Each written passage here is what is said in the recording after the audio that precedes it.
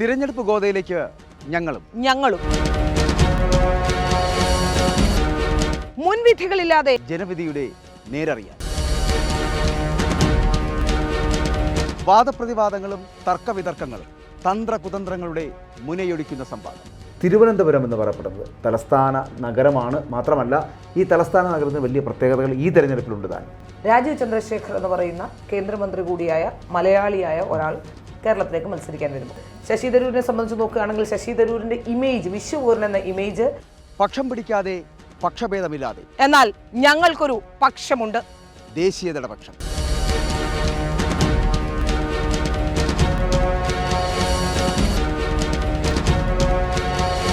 ദേശത്തിന്റെ ശബ്ദം, ദേശീയതയുടെ ശബ്ദം. ഭാരത് ലൈവ്. ഭാരത്.